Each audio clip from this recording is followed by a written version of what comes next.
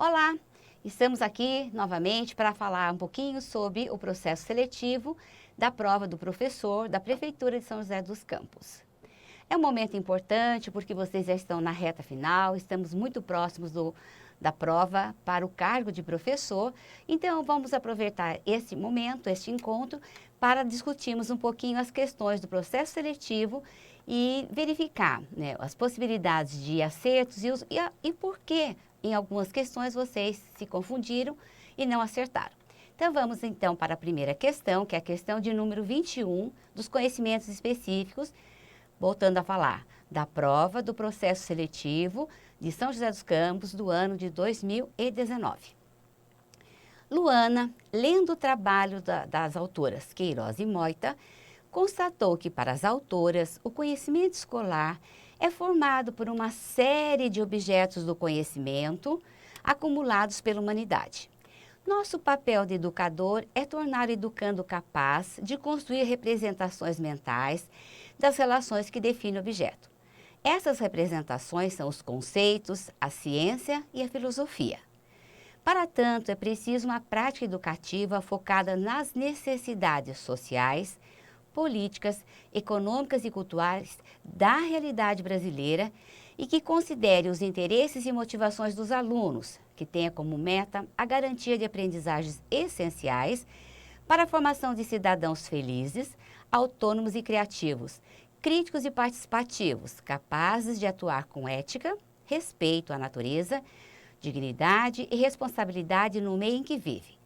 Motivada por essa colocação das autoras, Luana resolveu consultar a Constituição Brasileira, que é a Constituição Federal de 1988, a respeito do que nela consta sobre a educação e verificou que o artigo 205 dispõe que a educação, direito de todos e dever do Estado e da família, será promovida e incentivada com a colaboração da sociedade, visando o pleno desenvolvimento da pessoa, seu preparo para exercício da cidadania e a sua qualificação para o trabalho. É o artigo 200, né? Esse artigo, ele se reporta integralmente também na LDB, portanto, aquilo que diz a própria Constituição também está pleiteado na LDB. Então, a resposta correta é a sua qualificação para o trabalho.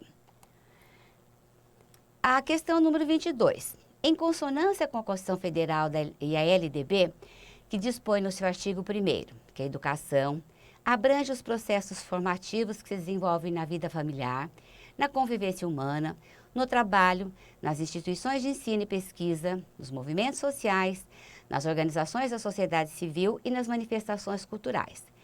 Também, esse mesmo artigo, no parágrafo 1º, dispõe que a lei disciplina a educação escolar, que se desenvolve predominantemente por meio do ensino em instituições próprias, quer dizer, o ensino acontece nas escolas. Então, a educação escolar deverá vincular-se ao mundo do trabalho e à prática social. Uma vez que nós queremos qualificar aluno para a vida e para o trabalho, a resposta, então, que consta no texto constitucional é vincular-se ao mundo do trabalho e à prática social. As demais não estão contempladas porque nós não temos que atender as classes trabalhadoras, muito menos pensar nos valores da população. Pelo contrário, nós temos que pensar em toda a população e a possibilidade de que todas as pessoas possam inserir-se, né, no mundo do trabalho e a prática social. 23. Arias, no livro A Função Social da Escola, apresenta as concepções da função social da escola constante nos documentos legais, entre eles a Constituição Federal e a LDB. A autora também apresenta as concepções de diversos autores que tratam desse mesmo assunto, como, por exemplo, Paulo Freire. Nesse texto, Arias afirma que, na visão de Freire, a escola deve formar o cidadão, né, crítico, construir conhecimentos, atitudes e valores que o tornem um estudante apto para manter o status quo? Não, a escola não é para reproduzir todas as injustiças que estão na sociedade. É sim para formar uma pessoa solidária, crítica, ética e participativa. Então, segundo Paulo Freire, este sim é o objetivo da escola, a formação do cidadão solidário, crítico, ético e participativo. Então, não é para reproduzir os valores burgueses, não é também para competir no mercado de trabalho. Não, nós temos que pensar na formação ética do cidadão brasileiro.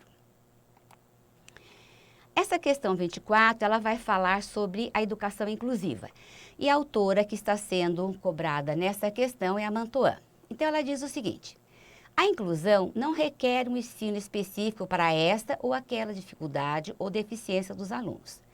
Eles aprendem até o limite a que conseguem chegar, se o ensino for de qualidade, isto é, se o professor considera as possibilidades de desenvolvimento de cada um e as explora, por meio de atividades abertas, nas quais o aluno se enquadra por si mesmo, na medida que os seus interesses, necessidades, competências, habilidades, ao resolver um problema ou realizar uma tarefa.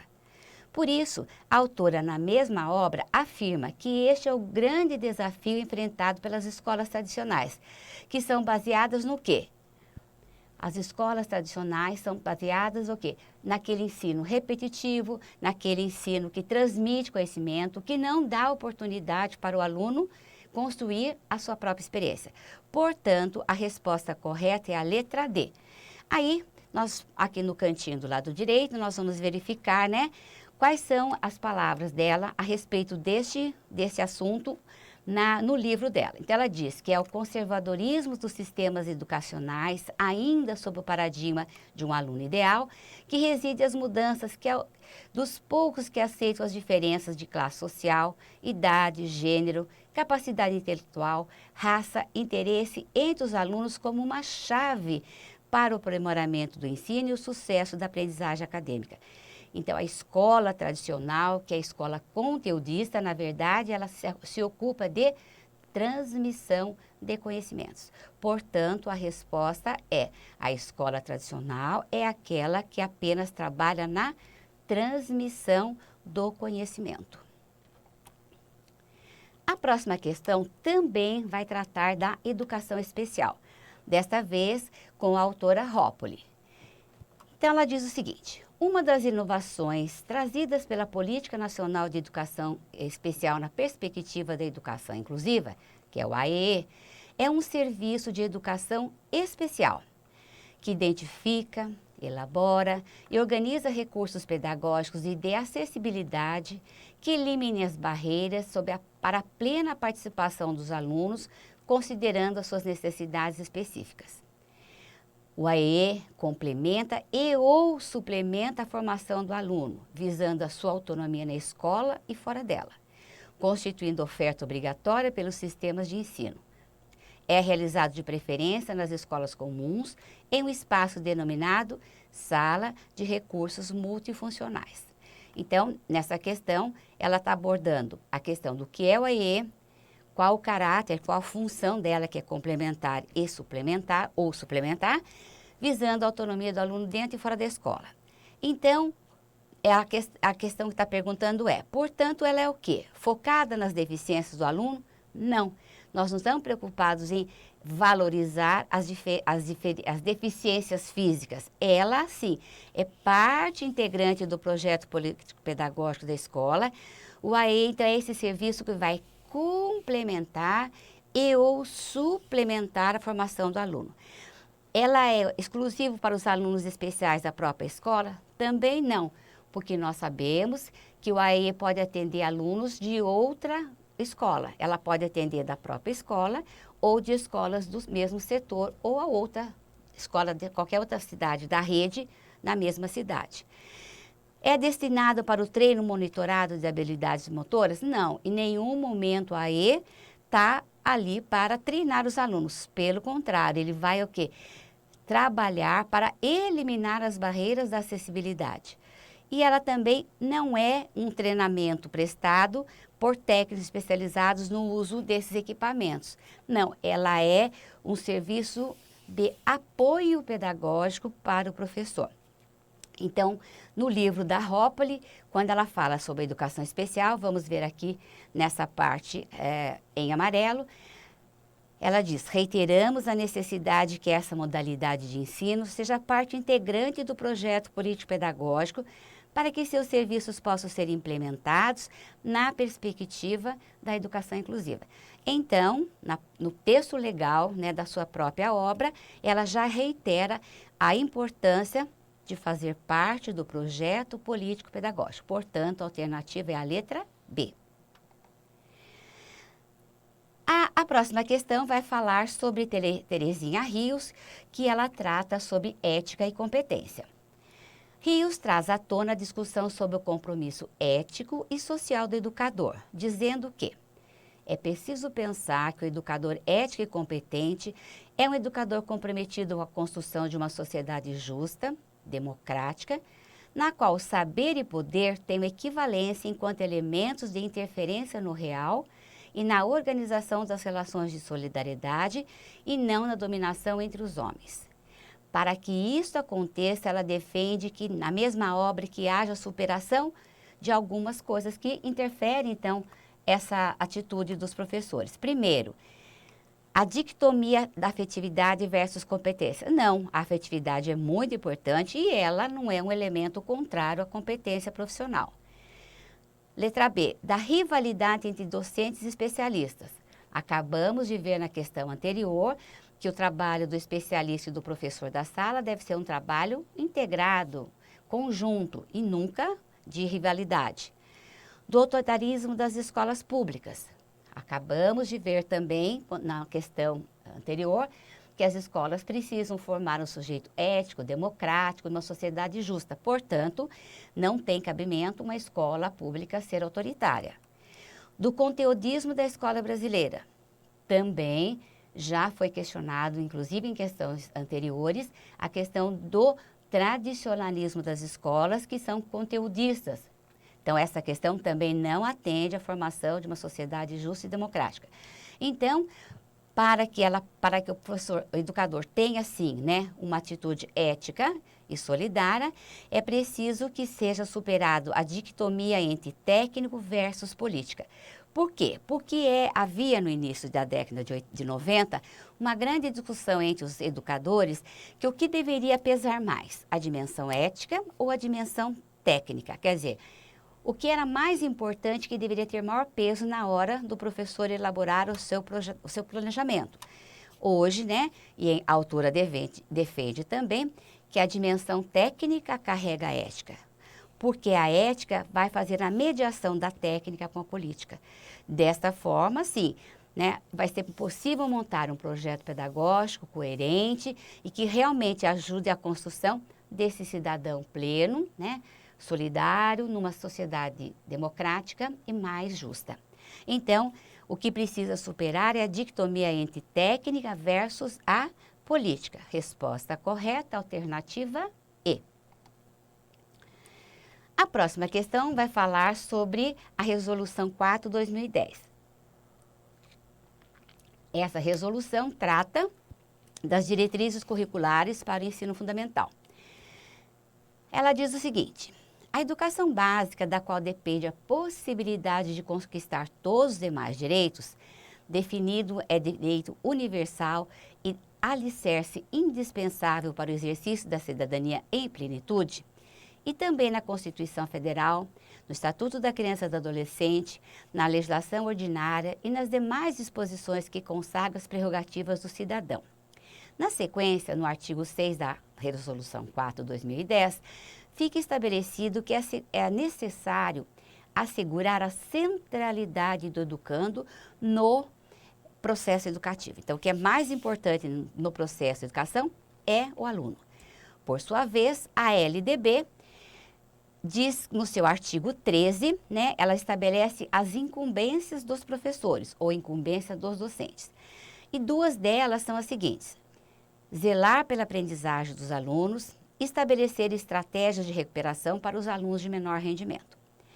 Então, considerando essas duas incumbências que foram apresentadas no parágrafo anterior, em relação ao significado da educação básica e o seu peso na formação humana e cidadã, pode-se inferir que o professor, que ensinar para que todos aprendam e se desenvolvam integralmente, envolve o quê? Um fardo pesadíssimo? Não. nenhum momento a educação pode ser um peso para o professor. Uma missão sacerdotal? Não, educação não é sacerdócio, é uma profissão e é um trabalho que não envolve nenhum tipo de doação do caráter religioso. Um dom inato para isso? Também não. As pessoas não nascem com essa capacidade, vou ser um professor. Ela é uma competência que é construída ao longo da carreira. Lembre-se de João Moran quando fala de ser educador. Um compromisso ético e social. Sim, por quê? Porque se nós queremos garantir aprendizagem para todos, queremos estabelecer, que todas as estratégias de recuperação serão feitas para garantir a aprendizagem do aluno, significa que o professor tem que ter um compromisso ético e social. Então, a resposta correta é a letra D. Um trabalho sem fim como a de Sísifo. Sísifo era aquele personagem grego que todo dia ele começava um trabalho, ele não terminava, e quando anoitecia ele tinha que começar tudo de novo. Então, não, o nosso trabalho, ele cada dia se renova e não é um trabalho sem fim. Então, a resposta correta, um compromisso ético e social. Onde nós podemos encontrar a fundamentação filosófica dessa dimensão? Em Paulo Freire, naquele texto de ensino fundamental de 9 anos, as orientações, Délia Lerner, quando ela diz que nós temos que ensinar a todos sem discriminação, em Libânio, que diz que o professor pode aceitar ou rejeitar propostas que não sejam compatíveis com a de formação integral do estudante, Mantoan e Hoppe, que diz que ensinar a todos na sala comum do ensino regular, Contreras, quando ele fala na educação e a dimensão social e política. Então, vários autores dentro deste edital do concurso se reportam a esse compromisso do professor, que deve ser ético e social. Na próxima questão, de número 28, Aguiar, ao falar sobre conselho escolar como incentivador da articulação escola-sociedade, afirma que há um relativo consenso entre os educadores de que o projeto político-pedagógico, construído de forma coletiva e participativa, é o norte orientador das políticas curriculares e pedagógicas da escola. Continua Aguiar dizendo, de fato, no âmbito da escola, é o exercício da participação que caracteriza a gestão democrática. Quer dizer, a gestão democrática se funda, ela só se realiza através do exercício da participação. Não é consultando os pais, não é uma convivência amorosa e amistosa entre os professores e alunos, muito mais se você puder eleger os seus diretores ou ter uma liderança que seja permissiva e deixe o aluno fazer o que quiser. Não. A construção do projeto político-pedagógico vai ser efetivado, quando o conselho escolar participa, exercita o seu direito de participação na gestão democrática da escola. Portanto, a alternativa correta é a letra A. Então, Aguiar, no livro, ele fala o seguinte: perceber, compreender, criticar e, se necessário, alterar a sua prática pedagógica pode ser efetivado mediante um conjunto de ações norteadas pelo projeto político-pedagógico construído coletivamente. Quer dizer, esse projeto pedagógico e a gestão democrática só se existirão realmente pelo exercício da participação da comunidade escolar, através do conselho escolar. A próxima questão vai falar, sobre o livro do Libânio Oliveira e Tosti.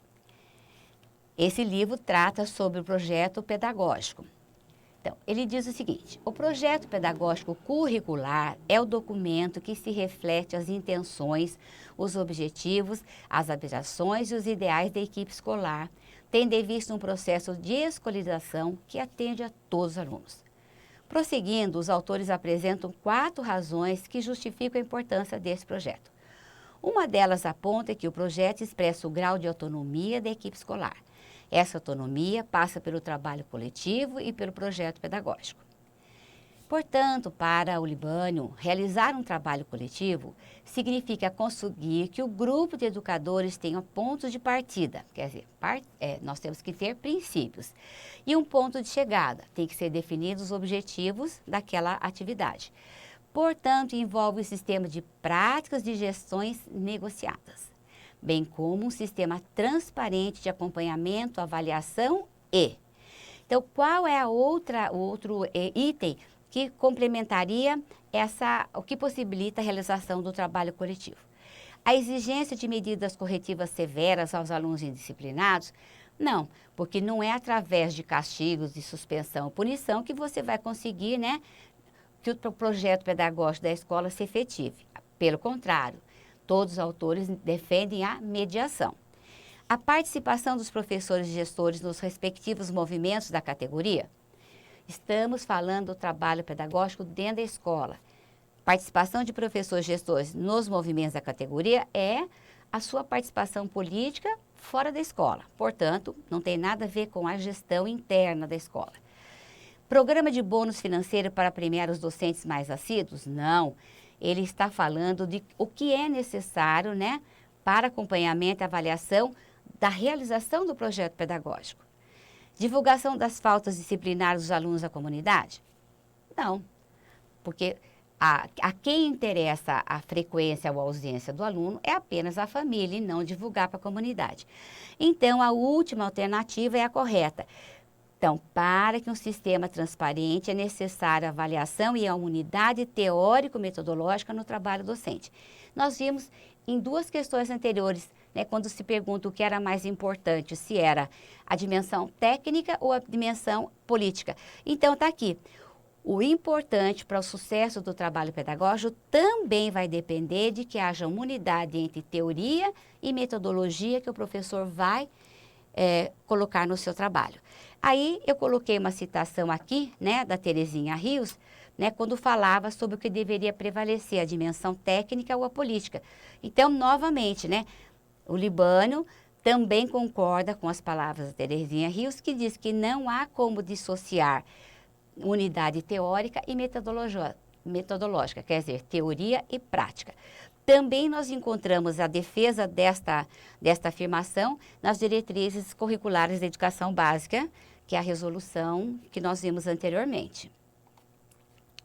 A questão número 30 vai abordar o livro da Pimenta. Pimenta disse o seguinte, que a construção do projeto pedagógico pelo coletivo dos professores escolares visa a democratização do ensino, cujo núcleo é a democratização do saber, o qual se diferencia da democratização das relações internas, sem delas se desvincular. Portanto, é um falso problema opor a democratização do saber à democratização das relações internas, como se fossem excludentes. Quer dizer, não há como desvincular a democracia do acesso ao saber com a democracia das relações internas, quer dizer, as relações internas têm que ser respeitosas e recíprocas, como se elas fossem excludentes, pois elas não são. Cabe ainda reafirmar que o núcleo do trabalho docente é ensino-aprendizagem, enquanto mediação entre os indivíduos que compõem uma sociedade e os padrões de sua origem étnico-racial. Claro que não.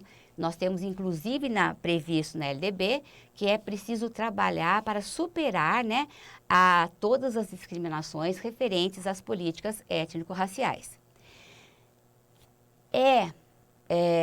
O núcleo do trabalho é o ensino-aprendizagem enquanto mediação entre os indivíduos que compõem a sociedade e os modelos vigentes na sociedade. Então, a resposta correta para essa alternativa é essa. O que é que vai ter que pensar nas relações da escola entre o direito da aprendizagem e o direito de ser um cidadão? É trabalhar os modelos que são predominantes na sociedade. E em cima desse modelo, né, ver o que é melhor para se construir uma sociedade mais plural, democrática e justa. Então, a nossa mediação não tem que ser sobre o equilíbrio psicológico da sociedade, muito menos sobre padrões genéricos, né, do que é valorizado fora da escola, ou sobre os regimes políticos que já estão cristalizados na realidade social. Não, o núcleo do trabalho é a mediação dos indivíduos para pensar nessa sociedade e nos modelos que estão vigentes na sociedade hoje. Então, onde que nós vamos encontrar essa citação dentro do livro da Pimenta? Ela diz o seguinte: O núcleo do trabalho docente é o ensino-aprendizagem, enquanto mediação entre os indivíduos que compõem uma sociedade e os modelos vigentes sociais nessa sociedade, o que se faz pelo ensino crítico dos conteúdos. Então, a questão aqui, ela está reproduzindo a frase completa da autora, nem tirando, nem colocando nada. Então, é uma questão apenas de leitura e de associação com as ideias que estão presentes no livro. A questão de número 31, né, vai falar sobre a resolução do Conselho Nacional número 7, que estabelece as diretrizes curriculares nacionais para o ensino fundamental de 9 anos. Lembre-se que quando foi aprovado na LDB mais um ano de escolaridade, os alunos passaram a entrar com 6 anos no primeiro ano, né, foi necessário, então, o estabelecimento dessas novas diretrizes, porque o objetivo dela é dizer como deve ser o trabalho para essas crianças de 6 anos que estão entrando agora no ensino fundamental e não mais fazem parte da educação infantil. Então, diz o seguinte: essas diretrizes estabelecem que para o ensino fundamental de 9 anos, e destaca que a educação, ao proporcionar um desenvolvimento do potencial humano, permite o exercício de direitos civis, políticos, sociais e de direito à diferença, sendo ela mesma também um direito social e que ainda possibilita a formação cidadã e usufruto dos bens sociais e culturais. Até em seu artigo 30 dessa resolução, ressalta as articulações e a continuidade da trajetória escolar, estabelecendo que nos 3 primeiros anos do ensino fundamental deve ser assegurada a alfabetização e o letramento, entre outros conhecimentos. Lembre-se que agora a BNCC está falando em 2 anos, mas essa legislação fala 3. Em conformidade com a legislação, documenta a criança de 6 anos a linguagem escrita e o ensino fundamental de 9 anos, que é uma outra publicação.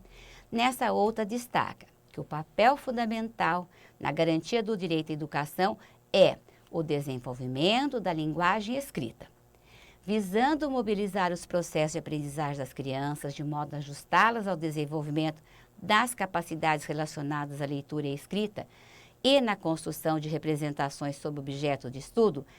As situações de aprendizagem precisam ser sequenciadas, articuladas e contextualizadas. É o texto exatamente como está no documento do MEC. Por quê? Porque a aprendizagem, além de ela ter uma sequência, além de estar articulada com as diferentes linguagens, ela tem que estar contextualizada para que ela tenha significação para as crianças. Portanto, não é para ser memorizada, a escola não é para reproduzir o que está pronto, não é para ser atualizada porque as crianças estão construindo conhecimento e muito menos ser sedutoras. Portanto, a Isabel Soler, no próprio documento do ensino fundamental de 9 anos, diz que a aprendizagem deve ser significativa, contextualizada. Alfabetizar letrando em tempos e espaços diferenciados. Portanto, ao dizer que ela é significativa, ela também diz que deve ser contextualizada. Então, nessa questão, nós temos 2 textos institucionais, a Resolução 7, e temos também outro texto que é a criança de 6 anos. Ambos estão falando sobre o direito à educação, o direito da construção do conhecimento e falando o quê? Justamente pela faixa etária, as situações de aprendizagem têm que ser sequenciais, articuladas e contextualizadas. Resposta correta, alternativa A.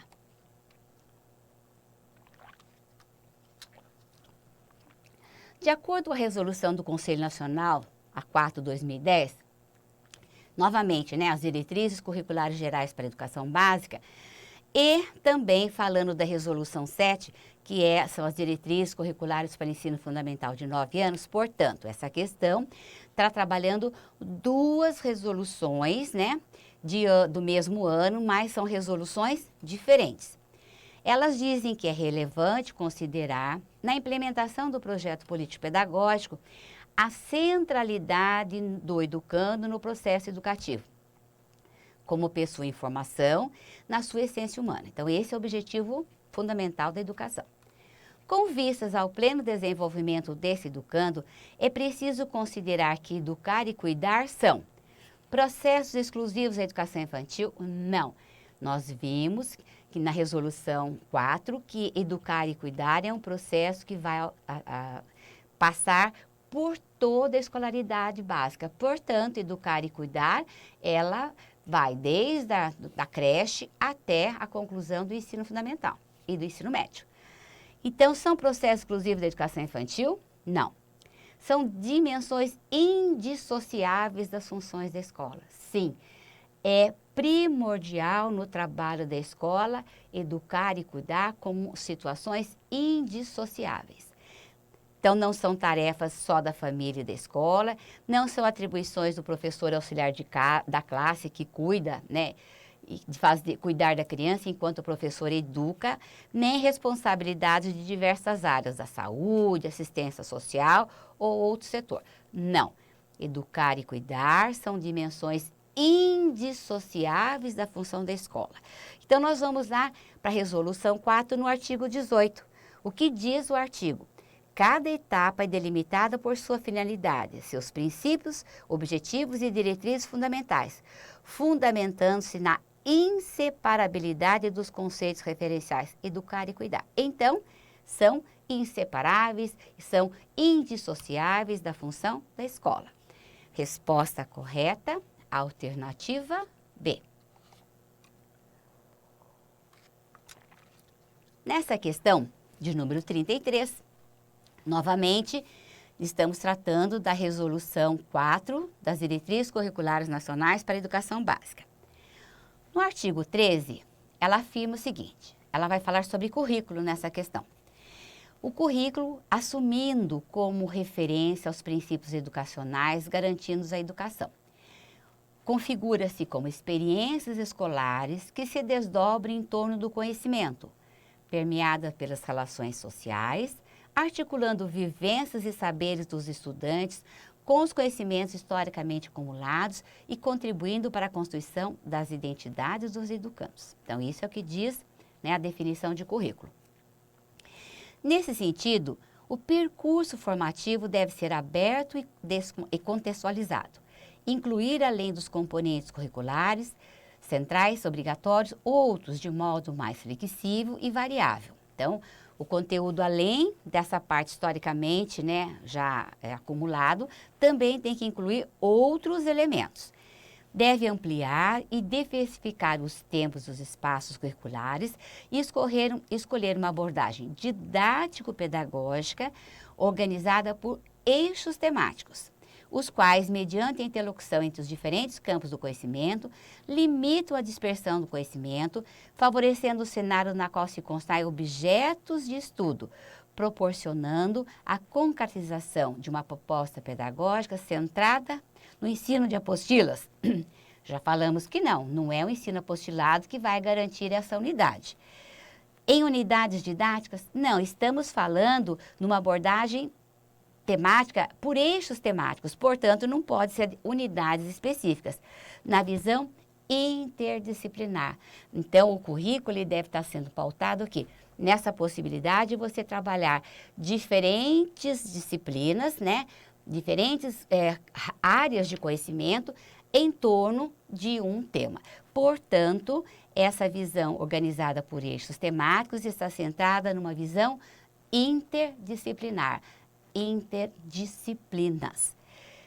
Portanto, no artigo 13, nós vamos encontrar o texto legal. Diz o seguinte: os eixos temáticos devem ter por objetivo propiciar a concretização da proposta pedagógica centrada na visão interdisciplinar, superando assim o isolamento, pessoas e a compartimentação de conteúdos rígidos. Então, essa questão do artigo 13 vai falar sobre a importância da interdisciplinaridade na construção do currículo escolar em torno dos eixos temáticos. Então, resposta certa, alternativa C.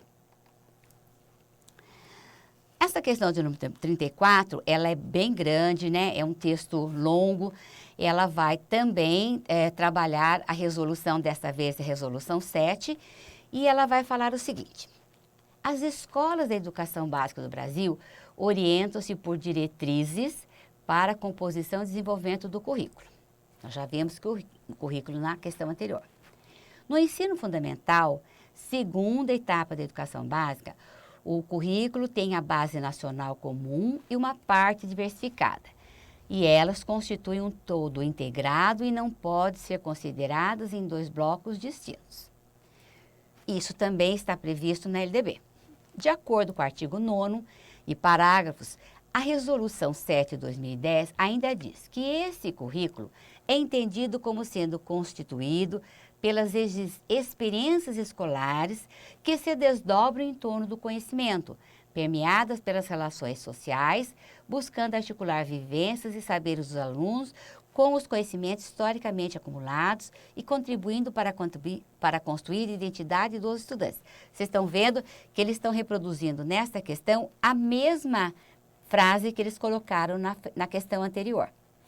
Então, as experiências escolares abrangem todos os aspectos do âmbito escolar, aqueles que compõem a parte explícita do currículo, bem como aqueles que, de forma implícita, para a sua aquisição de conhecimentos socialmente relevantes. Então, o currículo não é apenas o conteúdo trabalhado na sala de aula, ele vai envolver todas as atividades e todo aquilo que o aluno fizer na escola, dentro da sala ou nos demais ambientes da escola. Então, continuando, valores, atitudes, sensibilidade e orientações de conduta são veiculados não só pelos conhecimentos, mas através das rotinas, dos rituais, das normas de convívio social, nas festividades, pela distribuição do tempo e organização do espaço educativo, pelos materiais utilizados na aprendizagem, pelo recreio, enfim, por todas as vivências proporcionadas pela escola. Então, nós estamos vendo que o currículo abrange tudo.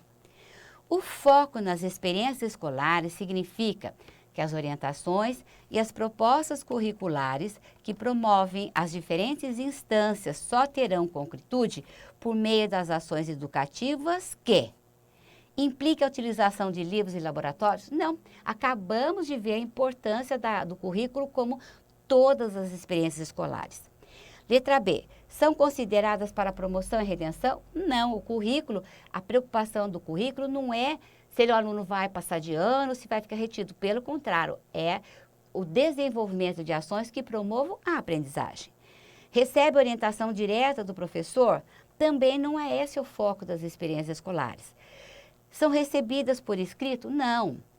Envolve os alunos. Então, o foco das experiências só ocorrerão por meio das ações educativas em que os alunos estão participando. Desta forma, a resposta correta é a alternativa E, que ela vai falar que envolve os alunos. Então, o que diz no artigo 9º da Resolução 7 de 2010? Que o currículo, no parágrafo 1º, só terão concretude por meio de ações educativas que envolvam os alunos. Então, essa questão também reproduz na íntegra, né, as palavras contidas na Resolução 7 de 2010. A questão número 35, né, é de Celso Vasconcelos. Celso Vasconcelos, ele vai falar sobre a construção do conhecimento na sala de aula. Então, a questão diz o seguinte: Celso Vasconcelos propõe a utilização da metodologia dialética de construção do conhecimento pelos alunos, sendo que o foco do currículo, de acordo com essa concepção de educação, é a prática social. O referido autor é um crítico da tendência pedagógica centrada no professor, na exposição oral dos conteúdos e na realização de exercícios repetidos para que os alunos memorizem. Tal tendência pedagógica está denominada de crítica social dos conteúdos? Não. Tecnicismo educacional? Também não. Progressista liberária? Não. Escalonalista? Também não. Quem é que se a tendência pedagógica que está em cima de exercícios, repetição, memorização e o professor explicando e os alunos só fazendo atividades, é a pedagogia chamada tradicional. Então, onde que nós vamos encontrar? No livro do autor. Então, no livro do autor, ele diz o seguinte, ele critica a aula expositiva e pedagógica e a pedagogia tradicional e propõe, né, uma metodologia baseada na perspectiva dialética. Quando nós trabalhamos esse tema na sala, foi bem falado, né, do quanto ele é contra a aula expositiva, tendo o professor como o único protagonista da ação pedagógica. Número 36. Cada professor brasileiro, ao planejar o desenvolvimento com seus alunos reais, concretos, enfrenta um grande desafio que é educar valorizando as diferenças e combatendo a desigualdade, o preconceito e a exclusão. Lúcia Rezende, né, no livro do Veiga, fala o seguinte, ele apresenta reflexões sobre a perspectiva multicultural no projeto político-pedagógico, esclarecendo que há autores que diferenciam o multiculturalismo, referente à realidade social, com a diferença de diferentes grupos sociais, culturais, e de interculturalismo, que é designado para dizer ação deliberada de intervenção entre as diferentes culturas.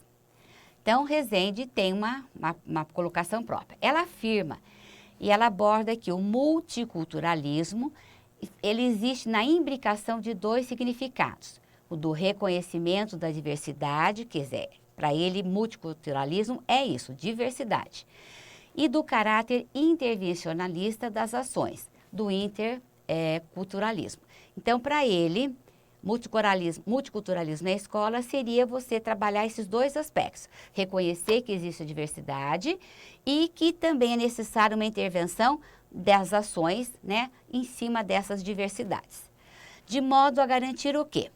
A levar a reconhecer que no cotidiano vivido pelos educandos, apesar das diferenças, das vantagens e desvantagens de uns outros, todos devem ser vistos na escola como iguais. Não, nós acabamos de olhar que ela aborda que existe sim, é o reconhecimento da diversidade. Se eu reconheço a diversidade, não posso dizer que todos são iguais. Então, o que está errado nessa alternativa é dizer que reconhecer todos como iguais. B. Desvelar o cotidiano das pessoas, identificando como natural e comum a todos, embora não o seja, pois é permeado por relações de poder construídas socialmente de forma desigual. Então, para Rezende, é isso que ela defende, né? Que existe uma disputa de poder dentro da escola. E essa disputa, ela acontece de forma desigual.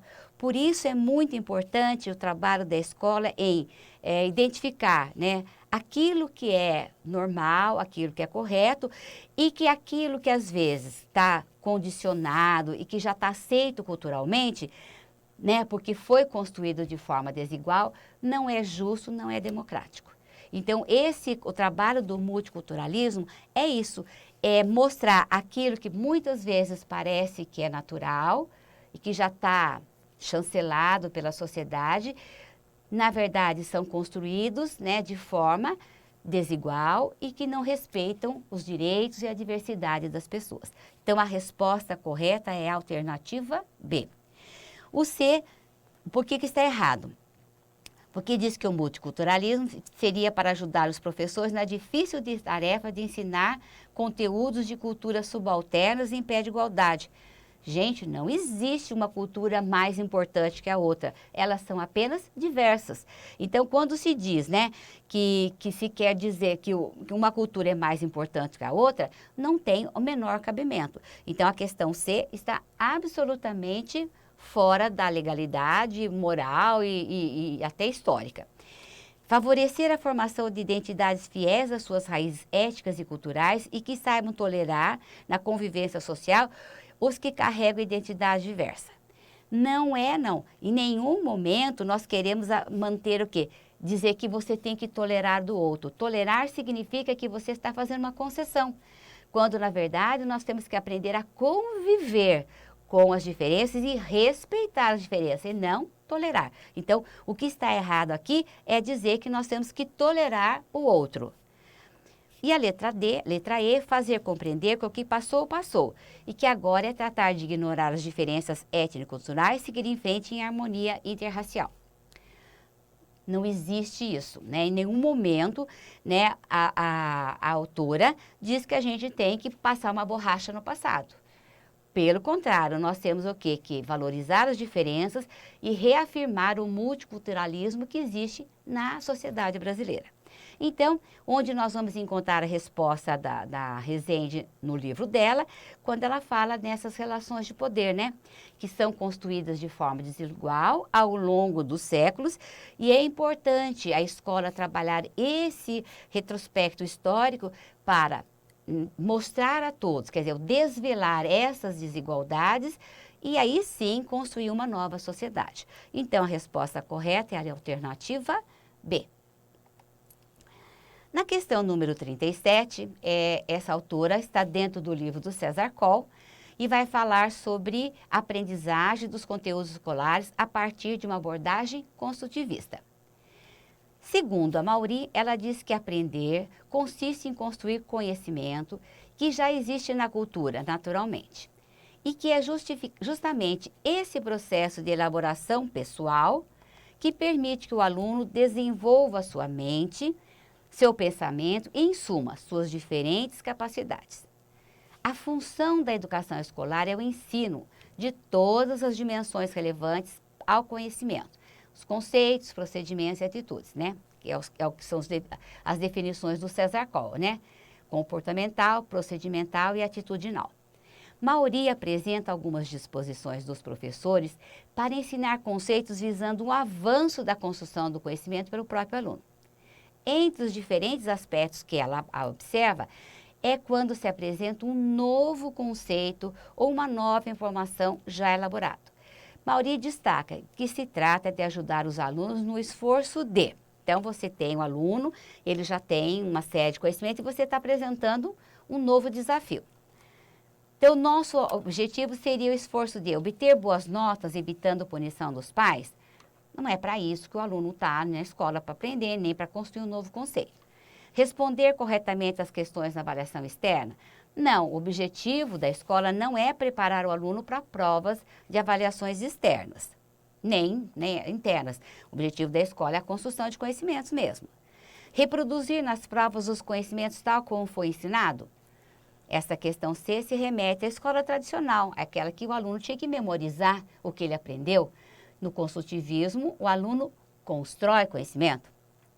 Letra D. Atribuir significados à nova informação que lhe chega por diferentes meios.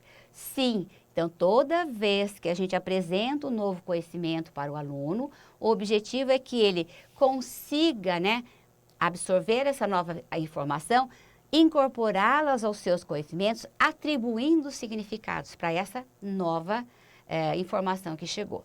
E letra E, memorizar exatamente o que o professor deu? Não, isso é um projeto dentro da escola tradicional. Então, onde que a Mauri reforça essa fala dela no livro?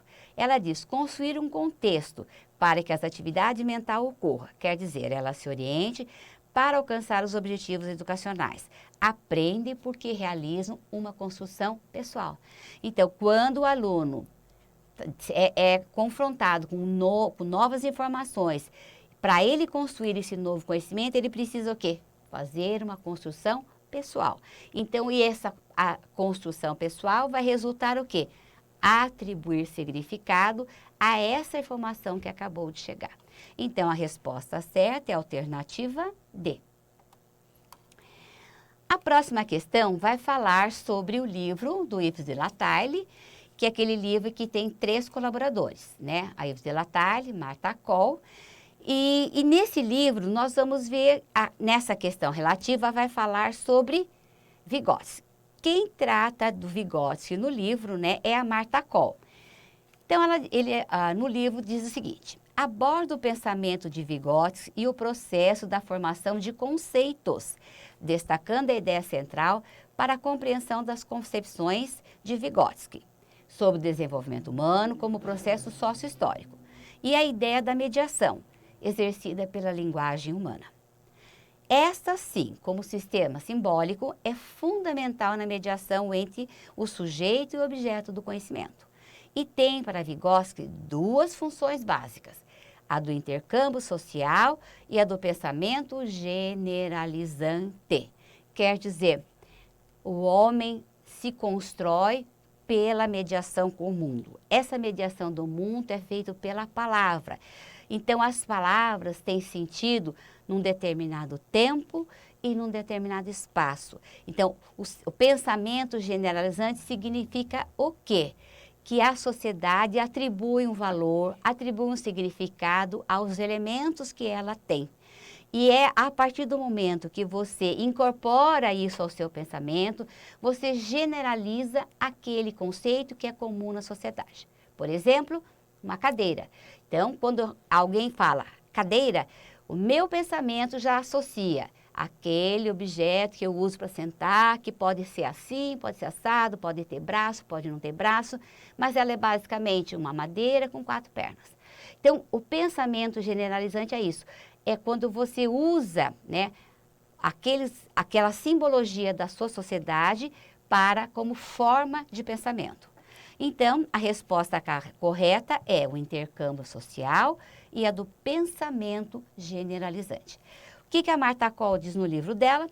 A linguagem é o sistema simbólico fundamental na mediação entre o sujeito e o objeto e tem 2 funções básicas: a interação social, que é a comunicação entre os indivíduos, e o pensamento generalizante, que é o significado compartilhado pelos usuários. Então, na nossa cultura, cadeira é um significado que tem para toda a nossa sociedade. Então, também no livro, né, no texto institucional Ensino Fundamental de 9 anos, Orientação para a Inclusão de Crianças de 6 anos de idade, também fala sobre isso. Então, nós temos 2 temas no concurso que abordam a mesma questão. Então, nesse livro institucional diz o seguinte: Vygotsky, a linguagem é um instrumento básico inventado pelo homem, cujas funções são o intercâmbio social, que é para se comunicar, que o homem cria e utiliza sistemas de linguagem, e o pensamento generalizante. Portanto, em 2 momentos dos nossos textos que nós estudamos, essa colocação do Vygotsky está presente. Então, tanto no livro da Marta Coll, quanto no texto institucional do ensino fundamental de 9 anos. A próxima questão, nós vamos falar sobre o cotidiano escolar. O cotidiano escolar, né, esse livro aqui vai estar dentro da revista Ideias número 22, de autoria da Jussara Hoffmann.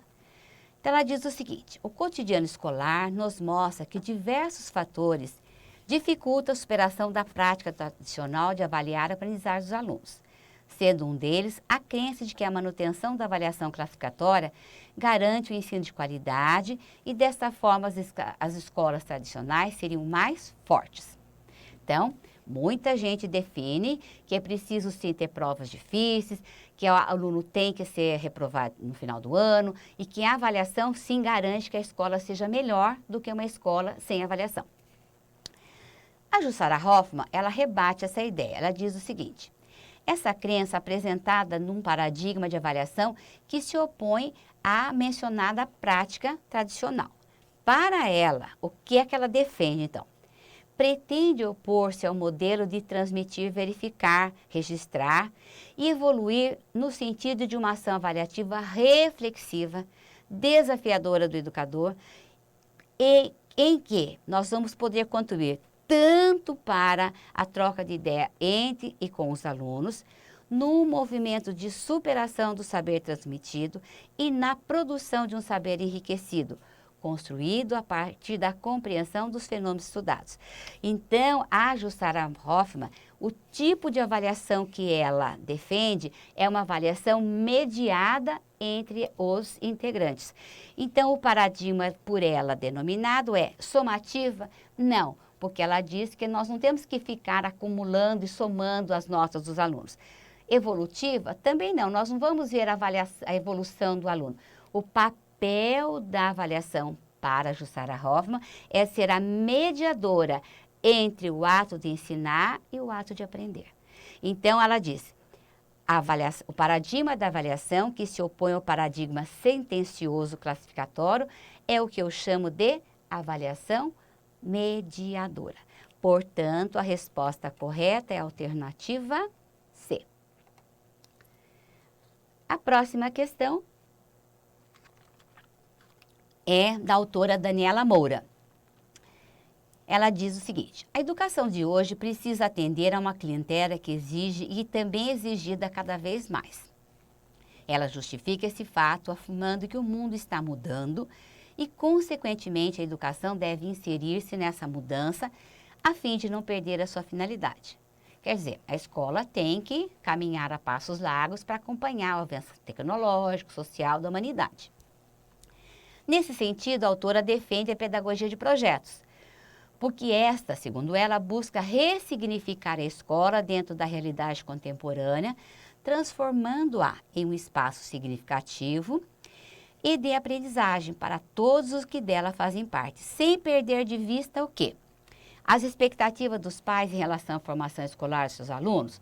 Não é papel da escola ficar atendendo às expectativas dos pais em relação aos seus alunos. Isso é da escola tradicional. B. Os conteúdos obrigatórios de cada ano e disciplina? Para Daniela Moura, não. Nós não temos que estar pensando em trabalhar os conteúdos que são obrigatórios. Mas o que nós temos que levar mais em conta, que é a coisa mais importante para ela, a realidade cultural dos envolvidos no processo. Quer dizer, quando a gente vai montar um projeto, nós temos que pensar quais são os nossos alunos, quais são as possibilidades que ele tem, o que tem no seu entorno, o que ele pode usar de recursos. Portanto, o projeto vai basear o quê? Uma escola ressignificando o seu trabalho, tendo como espaço o aluno, sem perder de vista a realidade em que ele está inserida. Portanto, a resposta certa é a alternativa C. E aqui, né, nós citamos também aqui embaixo a própria definição dada pela pedagogia dos projetos pela Daniela Moura. Né, quando ela fala que os projetos precisam ressignificar a escola contemporânea, transformando realmente no espaço de significação para os alunos. Todos têm que fazer parte desse projeto, sem perder o quê? A realidade cultural desses alunos. Portanto, os projetos reais para alunos reais. A próxima questão é sobre os princípios previstos na LDB. Então, aqui ele vai falar do artigo 24, inciso 5º, que fala sobre verificação do rendimento escolar. Veja, nós acabamos de ter uma questão há poucos minutos falando de avaliação da Jussara Hoffmann. Agora, nós vamos ver o que é que está prescrito na LDB como sendo um critério correto sobre a verificação do rendimento escolar. A avaliação do desempenho escolar deverá ser contínua, tá certo? Fazendo prevalecer os aspectos quantitativos sobre os qualitativos, por enquanto dá certo. E o resultado das provas finais obrigatórias sobre os obtidos ao longo do processo. Não.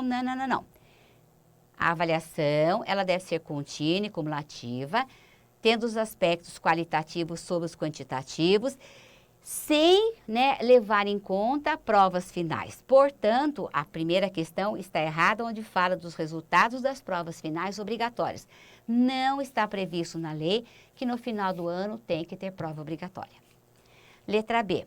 A aceleração dos estudos fica proibido para os alunos com atraso escolar, independente das razões desses atrasos.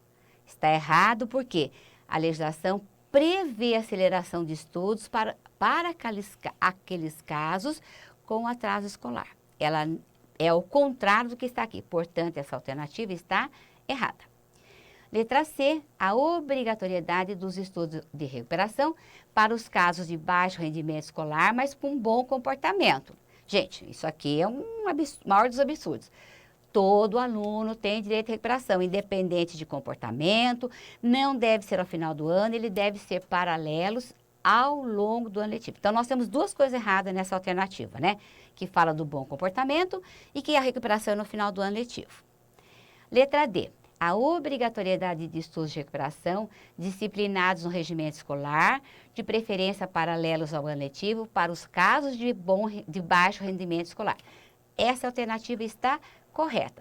Então, a recuperação deve sim estar prevista no regimento escolar, está na proposta pedagógica e sim, de preferência, paralelo ao longo do ano letivo. E a impossibilidade de aproveitamento de estudos concluídos com êxito, mas fora do sistema escolar ao qual se pertence. O artigo 24 diz sim que nós podemos aproveitar estudos concluídos com êxito, mesmo que sejam fora do sistema escolar. Eu posso fazer um curso no exterior, eu posso fazer um curso técnico e aproveitar aquele conteúdo que eu concluí com êxito e pedir dispensa numa disciplina da escola. Então, o artigo 24, o que lhe diz? A obrigatoriedade dos estudos de recuperação, de preferência paralelos ao período letivo, aos alunos com baixo aproveitamento escolar. Então, a letra D está realmente, rigorosamente igual ao texto da LDB. Resposta correta, D. A questão de número 42 vai falar sobre a entrada das crianças de 6 anos no ensino fundamental. Eu já comentei com vocês, né, que nós temos várias legislações que falam sobre essa faixa etária. Essa questão vai tratar do texto institucional que se chama a criança de 6 anos, a linguagem escrita e o ensino fundamental de 9 anos. Então, ela vai dar uma situação aqui. Júlio é um professor que, ao ler esse documento, né, a criança de 6 anos, a linguagem escrita e o ensino fundamental de 6 anos, e ele leu também, né, nesse texto sobre Vygotsky, e também leu um outro livro, né, que falava sobre a questão da Montessori. A Montessori, ela diz que ela defendia o uso de exercícios preparatórios para o desenvolvimento da habilidade de escrita. Também ela valorizava o jogo e o desenho como estágios preparatórios para o desenvolvimento da linguagem escrita das crianças. Então, e aí, continuando, que os educadores deveriam organizar todas as ações e o todo e o complexo processo de transição de um tipo de linguagem escrita para outro. Deveriam seguir todo o processo através de seus momentos mais críticos até a descoberta de que não somente se pode desenhar objetos, mas também se pode representar a linguagem. Então, está definindo aqui as ideias do Vygotsky e as ideias da Montessori. Se quiséssemos resumir todas essas exigências práticas e expressá-las em uma só, poderíamos resumir dizendo simplesmente que as crianças deveriam ensinar-lhes a linguagem e não a escrita das palavras. Então, Vygotsky já defendia lá, né, no começo do século, que nós tínhamos que ensinar às crianças a linguagem e não a escrita das letras. Então, aqui, na verdade, é só reportar a frase do Vygotsky. Então, a alternativa que preenche a lacuna correta é aquela que fala que deveria ensinar às crianças a linguagem e não a escrita das letras. Então, mesmo sem conhecer nada do construtivismo, naquela época ele já se reporta a importância da trabalhar a linguagem e não a escrita das letras, que na época era a cartilha. Então, a resposta correta é a alternativa D. A próxima questão vai falar sobre o livro da Délia Lerner, Ler e Escrever na Escola, o Real, o Possível Necessário. Délia Lerner afirma no livro que ensinar a ler e escrever é um desafio que transcende amplamente a alfabetização em sentido estrito. O desafio que a escola enfrenta hoje é o de incorporar todos os alunos à cultura do escrito. É o de conseguir que todos os seus ex-alunos cheguem a ser membros plenos da comunidade de leitores-escritores. Então, ela está defendendo uma escola, né, em que a leitura seja prática viva.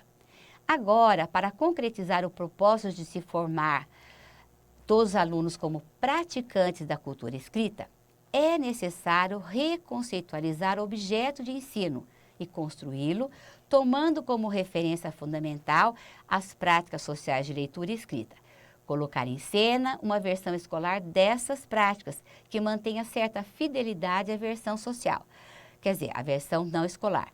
Requer que a escola funcione como uma instituição disciplinadora? De jeito nenhum. Nós precisamos dar espaço para as crianças falarem, escreverem, conversarem, discutirem, refletirem. Um local de reprodução de grandes escritores? Não. Nós estamos querendo transformar as crianças em escritores e leitores, né? E não reproduzir. Uma microcomunidade de leitores e escritores? Sim. O objetivo defendido pela Adélia Lerner é que a escola deve se transformar numa microcomunidade de leitores e escritores. Não é apenas fazer com que as crianças sejam amantes do conhecimento, nem uma escola pautada em modelos tradicionais. Então, aqui embaixo, né, nesse pedacinho aqui embaixo amarelo, nós estamos transcrevendo para vocês uma parte do livro dela. Ela diz que aprender a escrever na escola deve transcender a decodificação do código escrito. Deve fazer sentido e estar vinculado à vida do sujeito. Deve possibilitar a sua inserção no meio cultural ao qual pertence, tornando-o capaz de produzir e interpretar textos que fazem parte do seu entorno. Funcionar como uma microcomunidade de leitores e escritores. Portanto, a resposta à questão está realmente dentro do livro da autora e dentro também dos materiais que nós trabalhamos com vocês. A questão número 44 é outro livro da Adélia Lerner, que também está no concurso, que é a Matemática na Escola Aqui e Agora. Lembrando, esse livro é uma pesquisa que ela fez com pais, alunos e professores para ver como cada um entendia o que é ensino, o que é aprendizagem, o que é a matemática para eles, para que ela serve, qual a função da matemática. Portanto, é um livro que ela apresenta as conclusões dessa pesquisa que ela fez. Então, ela diz o seguinte: ao expor uma pesquisa desenvolvida em escolas venezuelanas, comenta ter verificado que a maioria dos estudantes investigados não conseguia relacionar os cálculos que faziam na vida cotidiana com os que eram ensinados na escola. Então, eles enxergavam que a matemática fora da escola era uma e a matemática dentro da escola era outra.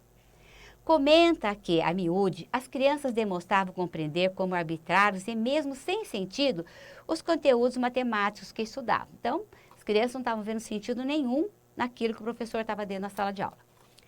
Outro aspecto que se pôde verificar foi de que as inovações pedagógicas que realçam a operação intelectual da criança não pareciam estar presentes no ensino da matemática. Pelas pesquisas, ela percebeu que os professores ainda eram bem tradicionais. Então, partindo desse estudo realizado, a pesquisadora concluiu que, ao buscar o desenvolvimento dos saberes escolares em matemática, cabe ao professor fazer um esforço para que as crianças descubram desde o princípio a autoridade da matemática deve ultrapassar os muros da escola.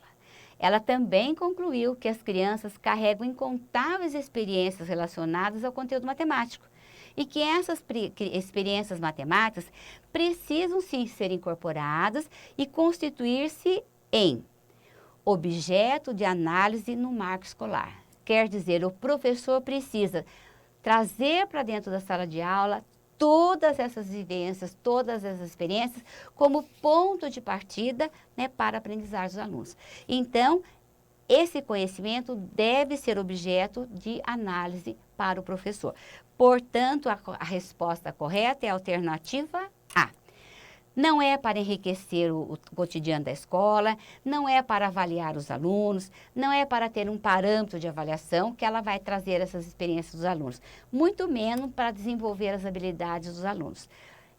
Ela diz o seguinte no livro: nossas crianças são seres pensantes e devem ter a oportunidade de resolver situações, problemas, discutir estratégias que utilizam para resolver problemas e as suas formas de representação, fazendo antecipações, interpretações e reflexões que se apropriem do conhecimento que elas trazem de fora da escola para dentro da escola.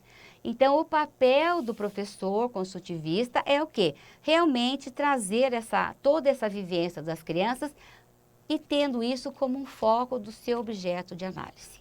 Portanto, a resposta correta é a alternativa A. A questão número 45 são dos autores Delizoikov e Angotti, que vão falar sobre metodologia do ensino de ciências. Então, nessa edital, nós temos 2 livros que falam de metodologia de ciências e o outro que fala de metodologia de história e geografia. Neste caso aqui, metodologia do ensino de ciências, os autores definem o seguinte, que o objetivo da mesma é o de colocar nas mãos de futuros educadores um instrumento que os ajude a agilizar práticas escolares que levem à mudança da escola básica, e as quais serão concretizadas somente pelos próprios docentes. Então, o objetivo do livro é instrumentalizar o professor para ele mudar a sua prática pedagógica. Buscando concretizar esse objetivo, elas apresentam 3 momentos pedagógicos que são explorados no segundo capítulo, né? O primeiro momento é a problematização inicial, o segundo momento a organização do conhecimento e o terceiro momento a aplicação do conhecimento. Este último, que é o momento de aplicação, destina-se, sobretudo, a abordar sistematicamente o conhecimento que vem sendo incorporado pelo aluno, para analisar e interpretar tanto as situações iniciais que determinaram o seu estudo, como outras situações que não estejam diretamente ligadas ao motivo inicial, mas que são imprescindíveis à sobrevivência. Não, ela não está dizendo que a ciência tem que ser utilizada para dar condições para o aluno ter sobrevivência no meio ambiente. Deve ser pertinentes às motivações do aluno? Não, nesse terceiro momento nós estamos vendo sobre a aplicação, como que ele vai utilizar aquele novo conhecimento ao longo da sua vida. Então, a motivação já foi lá no primeiro momento da problematização. C, importantes para a empregabilidade? Não. O objetivo da ciência não é estar voltada para que o aluno tenha conhecimento para ter um emprego melhor. Não, ele tem que ter conhecimento porque é importante na sua construção pessoal e no desenvolvimento da sua intelectualidade. Explicadas pelo mesmo conhecimento, sim. O terceiro momento significa em que o professor vai verificar se aquilo que o aluno, que foi proposto, que era o objetivo do estudo, foi alcançado. Se o aluno realmente incorporou aquele conhecimento ao novo, ao que ele já tinha anteriormente. Então, a resposta correta é explicadas pelo mesmo conhecimento. Então, o que ele fala no livro? O que elas falam no livro, né? O que é a aplicação? A aplicação de um conhecimento é a habilidade que culmina no processo de apreensão do conhecimento. Então, nesse terceiro momento, quando a gente fala em aplicação do conhecimento, nós vamos ver se aquele conhecimento que foi construído pode ser instrumento para utilização na sua vida cotidiana e em outras situações aplicáveis. Portanto, o terceiro momento se refere ao quê? Ligada ao momento inicial, mas elas são o quê? Explicadas pelo próprio conhecimento que foi adquirido. Então, a resposta é a alternativa D. A próxima questão, de Heloísa Dantas Penteado, é de metodologia de História e Geografia, que é o segundo texto que eu comentei com vocês. Então, ela diz que História e Geografia são fundamentais para a integração do educando na realidade social, para o desenvolvimento da capacidade da interpretação crítica dos fatos e das situações reais. Percepção de si mesmo como ser social e a sua integração na sociedade. Valorização da própria cultura, conhecimento e convívio com a diversidade cultural, respeito mútuo, entre tantos valores. Então, esse é o papel da História e Geografia dentro da escola.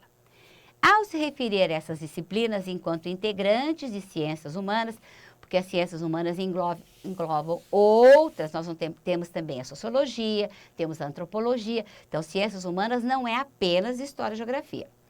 Penteado, na obra, comenta que estas formam uma intricada teia de conhecimento sobre a realidade, o qual é um todo que não se pode decompor, que o homem tenta compreender para colocar a serviço do seu viver e do seu bem-estar. Então, a vida, ela é realmente o intrincado, de conhecimentos e a realidade que a gente vive. Nesse sentido, as divisas dos campos de trabalho da História e Geografia constituem-se um recurso didático que promove o surgimento de ideias criativas? Não, não é esse o objetivo de História e Geografia. Facilitar a avaliação do aprendizagem do aluno? Não, não é também o objetivo da metodologia do ensino de História e Geografia na escola. Faz crescer o interesse dos alunos pelo conhecimento? Também não. O que é que eles querem, né, ao trabalhar História e Geografia? Ajudar a formação de cidadão crítico e atuante na sociedade? Neste caso, ainda não é esse o objetivo. Quando você faz esse trabalho interdisciplinar, qual é o objetivo da metodologia, quer dizer, a da técnica que o professor aplica na escola? Para possibilitar a abordagem ou tratamento científico da realidade. Então, a metodologia é como que o professor vai programar as situações didáticas para abordar o tratamento científico da realidade. Seu objetivo pode sim formar cidadão, mas o seu trabalho enquanto metodologia é viabilizar essa compreensão da realidade. Então, o que nós encontramos no livro dele? Ele diz que a escola é o canal social de acesso da população ao conhecimento sistematizado, organizado, já produzido pelas ciências. Conhecer é atuar na realidade para não ser engolido por ela. Portanto, o papel da metodologia de História e Geografia é ser um recurso didático que vai viabilizar a abordagem ou tratamento científico da realidade pelo professor na sua atuação prática na sala de aula. A resolução 7, voltamos a ela novamente, ela estabelece as diretrizes curriculares nacionais para o ensino fundamental de 9 anos e ela vai falar sobre o currículo do ensino fundamental. Ela diz, nesse artigo, que existe uma base nacional comum, complementada em cada sistema e em cada estabelecimento escolar por uma parte diversificada, tá? Eles são partes indissociáveis, não podemos esquecer disso. Ambos são obrigatórios dentro da lei. De acordo com os artigos 12, 13, 14 e 15 dessa mesma resolução, vai falar sobre o ensino de arte no ensino fundamental. Então, ela diz que a arte é o quê? Faz parte da base nacional comum, sendo componente obrigatório curricular. Sim, a arte é parte da base nacional comum, não é da parte diversificada. Então, a arte faz parte das disciplinas obrigatórias em todo o território nacional. Então, a letra B está errada porque diz que a arte é parte diversificada. A C também está errada porque diz que a arte seria parte diversificada, ficando a escolha por conta da escola. A D diz que também é parte diversificada, sendo componente obrigatório para estabelecimento, mais optativo pelo aluno. Não. E a base nacional comum como distribuição obrigatória das modalidades ano a ano. Cada ano seria artes, no outro ano música, no outro ano dança e teatro. Está errado. A escola vai trabalhar as 4 modalidades em arte. Então, o artigo 15 da resolução 7 estabelece quais são os componentes obrigatórios do ensino fundamental. Dentro da área de linguagens, nós vamos ter língua portuguesa, língua moderna para as populações indígenas, a língua materna, digo, língua estrangeira moderna, arte e educação física. Então, são componentes obrigatórios da base nacional comum em todo o território nacional, dentro dos componentes, né, das linguagens, língua portuguesa, a língua materna para os índios, a língua estrangeira moderna, arte e educação física. Portanto, ela é parte da base nacional comum, sendo correta a alternativa A. Questão número 48. Dora é uma professora candidata a professor no ensino fundamental no município de São José dos Campos. Então, ela está se preparando para o concurso, estudou a LDB e compreendeu que, de acordo com o artigo 26, né, que trata da educação física, ela entendeu que é um componente curricular obrigatório da educação básica, devendo ser integrada ao planejamento estratégico da Secretaria Municipal de Educação. Não. O planejamento estratégico da Secretaria não está vinculado à prática da educação física. Ao Plano Municipal das Atividades Físicas, não existe nada previsto dentro da lei. Ela está integrada, sim, à proposta pedagógica da escola. Por quê? Porque a legislação diz que tanto a educação física, a arte, todas as matérias comuns, do núcleo comum e da parte diversificada, estarão, sim, integradas à proposta pedagógica da escola. Então, as demais alternativas não estão corretas. Então, aqui embaixo, dentro destacamos em amarelo, né, o texto legal. A educação física, integrada à proposta pedagógica da escola, é componente obrigatório da educação básica, sendo a sua prática facultativa ao aluno em casos específicos. Então, ela só é facultativa quando, né, o aluno tem uma jornada superior a 6 horas e for maior de 30 anos, quando ele estiver prestando serviço militar, no caso de ter prole, né, a mãe que tem crianças pequenas, e ou aqueles que estão parados pela Lei 1044, né, e pela Lei 10.793, que são leis que disciplinam, né, os casos especiais, a pessoa quando está impossibilitada à escola, a licença gestante e alguns outros casos de problema de saúde. Portanto, ela é obrigatória e só em pequenas situações que ela não vai ser, que o aluno pode ser dispensado. E onde ela está prevista? Toda ela dentro da proposta pedagógica da escola. A questão de número 49, de novo, se reporta ao Libânio e a Toste. Eles dizem o seguinte: entre as 6 áreas de atuação da organização e da gestão da escola, para uma melhor aprendizagem dos alunos, o desenvolvimento profissional, eles defendem que esse desenvolvimento profissional é entendido como eixo de formação docente. Precisa articular-se ao mesmo tempo com o desenvolvimento pessoal e com o desenvolvimento organizacional. Quer dizer que o desenvolvimento do professor, né, profissional, faz parte da formação docente, quer dizer, aquela responsabilidade do sistema. Também José Contreras, né, também fala no seu livro sobre o desenvolvimento profissional entre os elementos que se conjugam, equilibram e fazem sentido no processo de construção da autonomia dos professores. Esse livro do Contreras é a Autonomia dos Professores. Dentro do livro, ele se refere a Habermas. Então, ele diz o seguinte, que numa visão plenamente democrática das relações pelas quais se constituem as autonomias recíprocas de professores e da comunidade social, deve-se entender que nesse processo de construção, o que mais pesa, então, aí ele, na verdade, embora ele tenha citado o Libânio, a resposta da questão é sobre o que Contreras, né, está dentro do livro do Contreras. Por isso tem que tomar muito cuidado na leitura, né? Então, em relação ao que está no livro do Contreras, o que mais pesa é a obrigatoriedade dos professores passarem periodicamente por curso de atualização cultural e pedagógica? Não, em nenhum momento ele diz que tem que ser obrigatório o professor passar por capacitação. A oportunidade da comunicação pública orientada ao entendimento e as experiências de decisão e trabalho. Sim, nessa questão ele diz o seguinte, que a autonomia dos professores está também vinculada ao quê? À autonomia da comunidade social. Portanto, essa comunicação tem que ser o quê? Decisões conjuntas de experiências e de trabalho. Terceiro, atuação combativa dos sindicatos para melhorar as condições de trabalho. Não é com brigas, com greves e com paralisações que a gente vai conseguir a autonomia dos professores. Letra D, eleição dos membros da equipe gestora dentre os professores pela comunidade escolar. Em nenhum momento o Contreras defende que tenha que ter eleição para diretor ou para professor. E o último, regulamentação e o controle do trabalho junto aos alunos. Também não há qualquer menção sobre regulamentação e o controle do trabalho dos professores junto aos alunos. Então, o que nós vamos encontrar, né, nas palavras do livro do Contreras? A obrigação moral dos professores e o compromisso com a comunidade requer uma competência profissional coerente com ambos.